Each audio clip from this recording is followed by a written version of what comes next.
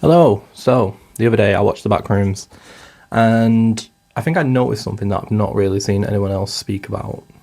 So, let me just start off by saying that I enjoyed the film, or was enjoying the film, up until the last 30 or 40 minutes, so towards the end of the film. That's really when the film kind of starts to drop off for me. And obviously, with it being the last 30 or 40 minutes, expect spoilers ahead. So it's actually when the entity is revealed where I started to notice something, and also where I started to feel slightly let down.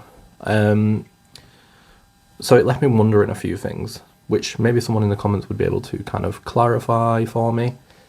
But was the entity always him?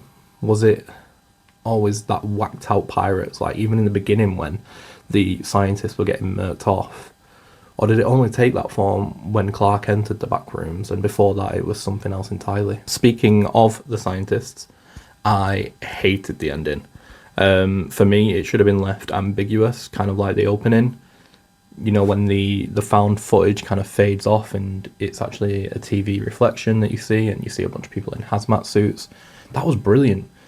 And it added this kind of mystery to it, and I think that's the kind of mystery that they needed to keep to it. I don't think they needed to kind of add that secret group at the end. It kind of ruined it for me. But anyway, this video is more about the comparisons that I'm drawing from something else, which I'll get to, not a movie review per se. So let's just get right into it. Towards the end of the film, when the entity is revealed, it is a version of the pirate that Clark uses to sell furniture.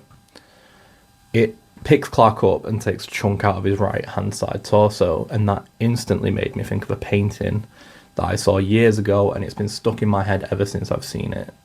It's called Goya's Saturn Devouring His Son. I'll put that up on screen now. And you can probably see why this painting has stayed with me.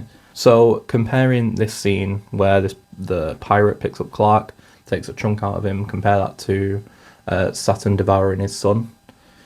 Saturn is shown in this kind of dark void. He's got wide eyes. He's clutching a half-eaten body. It's very similar. But in this, Saturn is a god.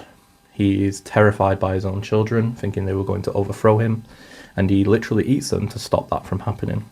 It's fear, paranoia, and self-destruction painted as a monster.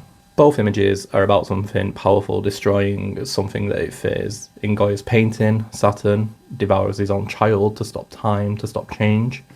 And in the Backrooms, the entity is a self-manifesting physical version of Clark's own decay, his own trauma, his stagnation. It's devouring him. Clark is both the victim and symbolically the cause. And that brings me to why the director may have chosen to kind of mirror this painting in the first place. Goya's image is one of the most famous depictions of a creator being consumed by the consequences of his own actions. Saturn creates his children and then destroys them out of fear. Clark creates this pirate persona to sell furniture to kind of cope and function with his own life, and that persona mutates into something monstrous. So for me, that scene isn't just gore or violence, it's a creator being eaten by his own creation, and whether intentional or not, I think it adds a layer to the film that I haven't really seen anyone else talk about. Another scene I noticed, and again kind of drawing comparisons from painting or literacy, is when Mary is captured by Clark. And now, presumably, this is a dream of hers. I don't think it's necessarily clarified in the film, but I'm assuming it's a dream of hers. But anyway, we see her home, and then the film kind of moves down.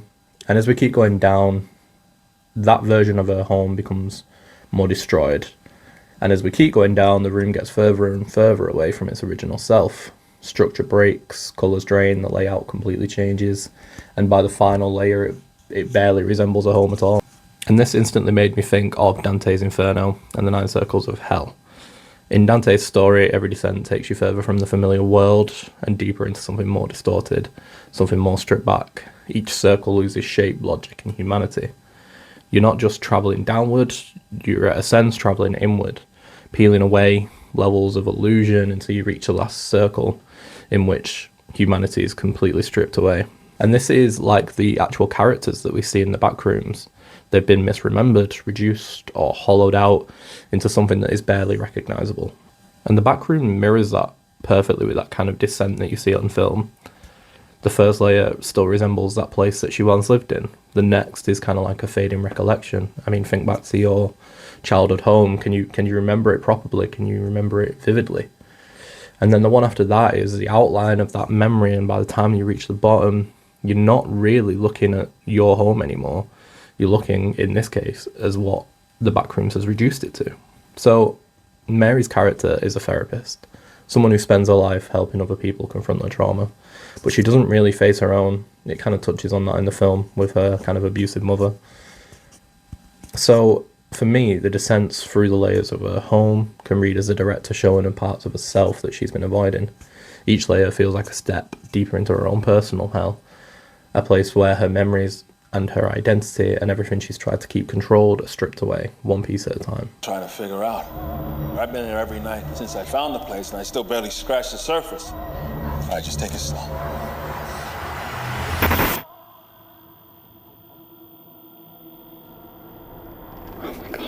So yeah, that's everything from me. I just wanted to talk about the things I noticed in Backrooms, the comparisons between Saturn Devourer and his son and Dante's Inferno. Obviously, none of this is definitive.